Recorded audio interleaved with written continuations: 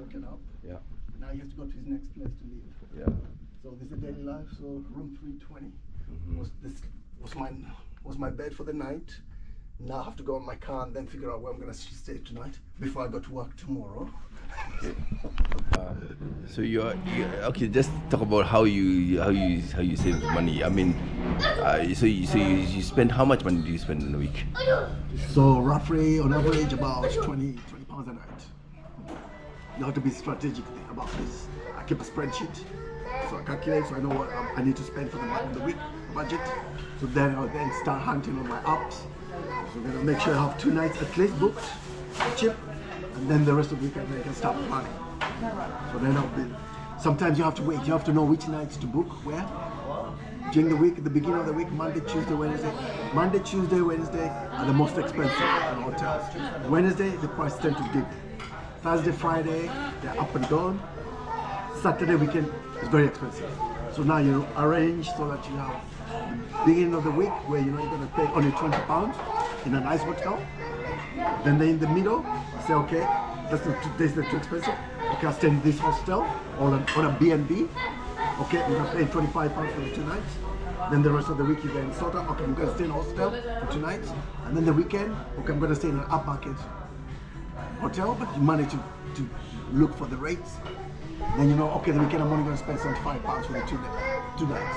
So in total you spend almost like about £200 a week. So you're always working that way and just trying to, so it's hard work, trying to live in a hotel day to day, trying to figure out where to stay, where to save money. Some weekends are harder than others. You realize, okay, you can't find anything, everything is fully booked. So then you just have to pay and say, okay, I'm going to stay in this hotel for the next 5 days. That's going to cost me £400 for those 4 nights. That's fine. The weekend, then you find something cheaper. Okay, I'm going to offset that and just pay £20 for the whole weekend. So in total, you pay £420 for the whole week. So in average, also the month, I'm paying as less as possible than I would pay rent. So my rent normally per month is roughly between £800 to £1,100 a month.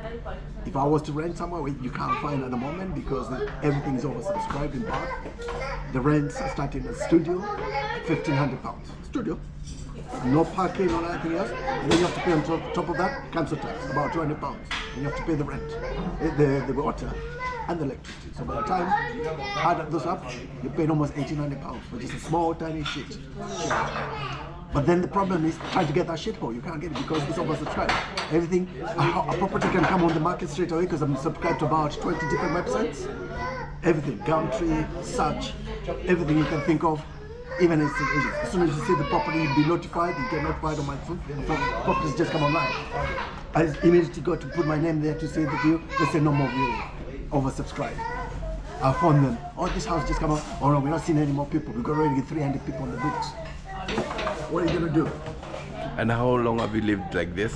Well, I've lived like this for almost 2 or 3 years now, since COVID. It happened in COVID when I split up. And then I said, okay. At the time it was okay because everything was shut. And I lived in a hotel paying £30 a night, £250 a week.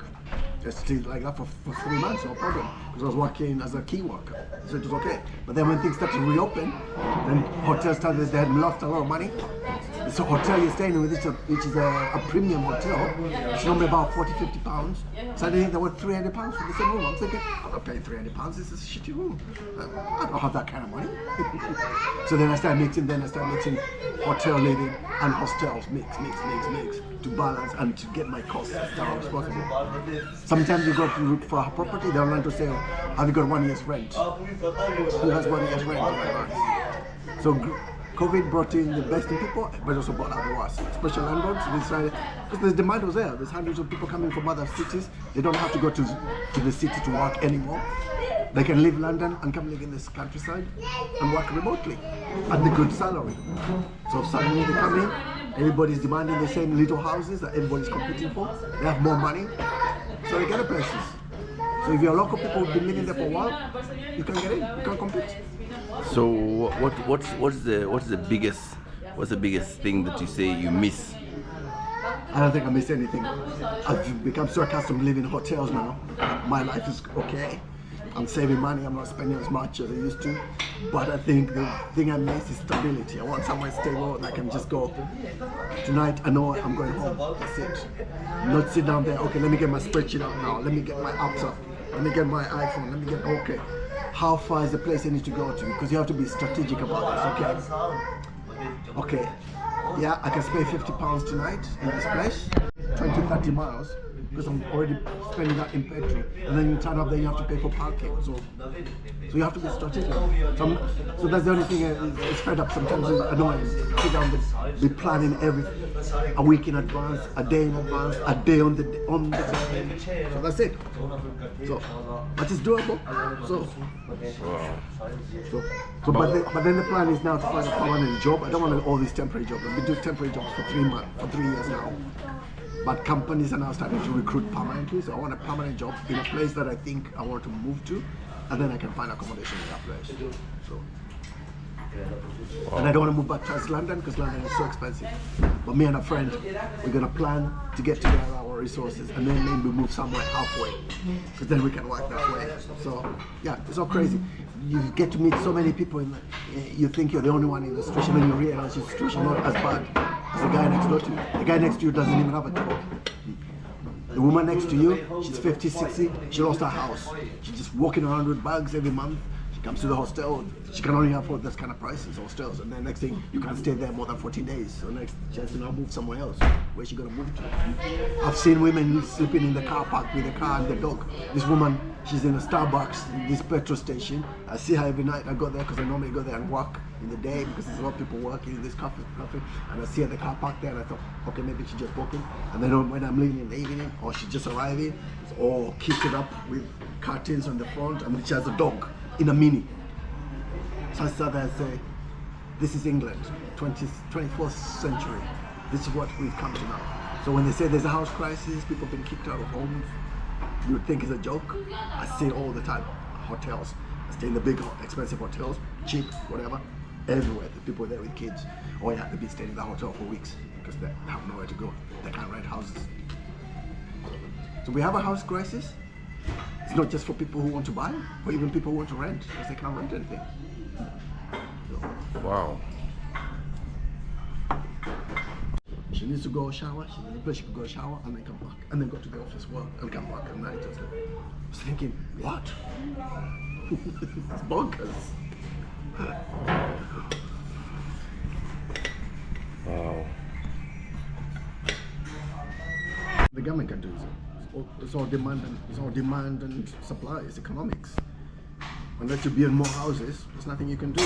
You've got a finite number of people who need homes. There's only a number of suppliers. So what can the government do? They can enforce and try and build new homes, but then they have to make them affordable. Who can afford to rent or even buy? But that's not possible at the moment. So every government has tried all these different policies. So it's just a luck. You just have to persevere. It's a question of luck. You'll find one day your place. So homelessness in England has almost quadrupled in the last 2-3 years, especially after COVID. Homelessness just went off through the roof. You go all these little cities, all these county places, Somerset, Gloucester, Hereford, all these places you go, people sleep in the street, women, men, whatever. I was staying in a hotel one day in Gloucester. In the middle of the night, I just said, oh, let me go for a walk. 2 a.m. Oh, some guys there, they're talking, they're drinking. Oh, some girls there. What are the girls now? So the girl's trying to sleep. She's only like in her 20s. Oh, there's a woman there. She's almost in her 50s. The whole town was like thinking, what the heck? And then you realize, yeah, these people, they can't afford to find anywhere to stay. So what's the government going to do about those places? What's the central government going to do?